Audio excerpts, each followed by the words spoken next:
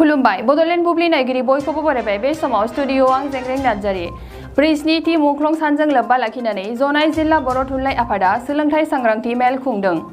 धेमाजि जिल्ला सानजारि नोगोर सिमेन्ट सापरिनि समखं हालामाव थानाय समखं इउएन एकाडेमियाव सिमेन्ट गुदि बर' थुनलाइ आफादनि बानजायनायाव जनाय जिल्ला बर' थुनलाइ आफादा सोलोंथाइ सांग्रांथि मेल खुंदों।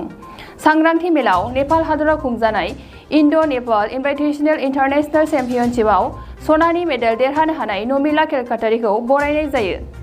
सोलोंथाइ सांग्रांथि मेलाव गाहाय आलासि महरै बाहागो लायो रिसार्च स्कलार बुद्धदेब लाहारी बिथाङा।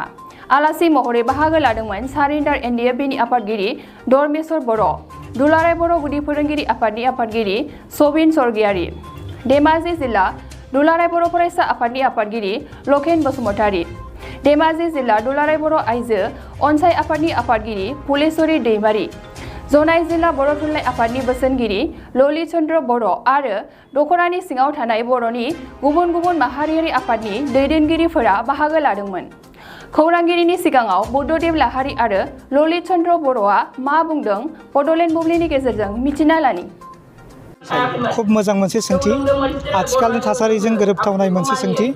नंगौ, दिनैनि बांसिन लाइमोनफोरखौनो जों नोजोर होयोब्ला फेग्रा मुवाजों लोहाबनानै थानायखौ नुनो मोनबोगासिनो दङ।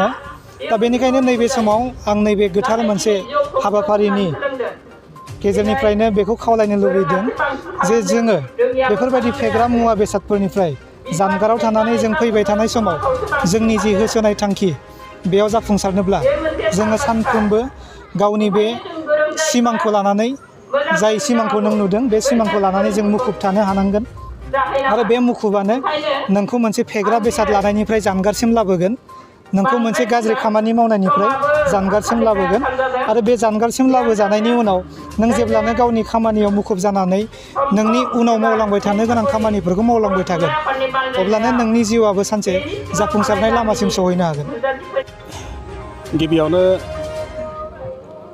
रादाब बुथुमगिरि नोंथांमोनखौ साबायखर बावग्रोबाय।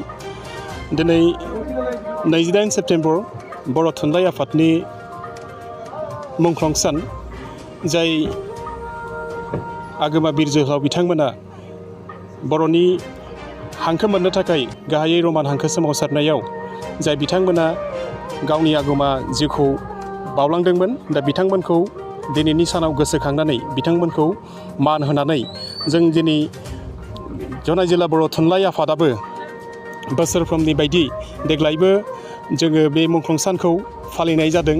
बे लेखायै जोङो दिनै जनाय जिल्ला बर' थुनलाइ आफादा सानजारि नोगोर सिमेन्ट सापरियाव थानाय गाहाय मावख'आव फुंनि गिबि हाबाफारि लेखायै जोङो बर' थुनलाइ आफादनि गोथार फिरफिलाखौ जोङो आद्रायै बिरहोनाय जायो।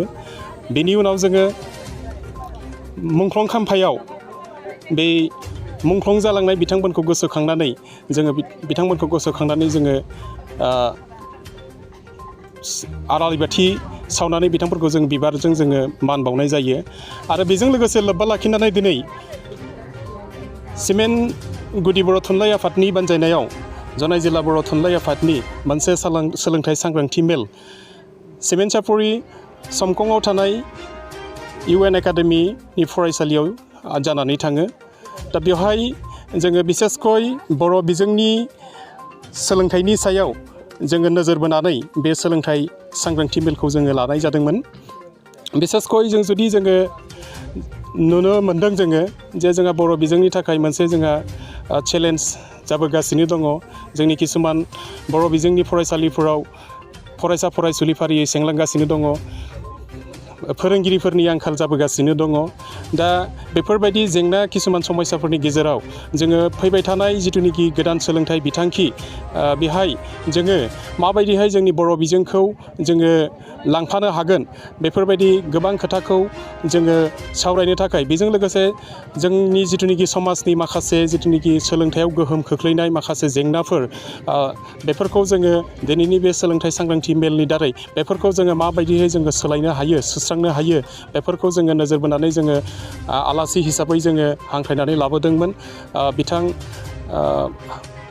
मोनखौ जोङो दिनैनि बे सोलोंथाइ सांग्रांथि मेलाव बिथांमोनखौ जोङो बिबुंथि लाखिनो होदोंमोन आरो बेहाय जोङो साबायखर बावनांगोन। बेहाय समखं हालांनि रायजो राजाफ्रा दिनैनि बे मुंख्लं सानजों लोगोसे लोब्बा लाखिनानै जिथुनाखि जनाय जिल्ला बर' थुनलाइ आफादनि सोलोंथाइ सांग्रांथि मेल बेहाय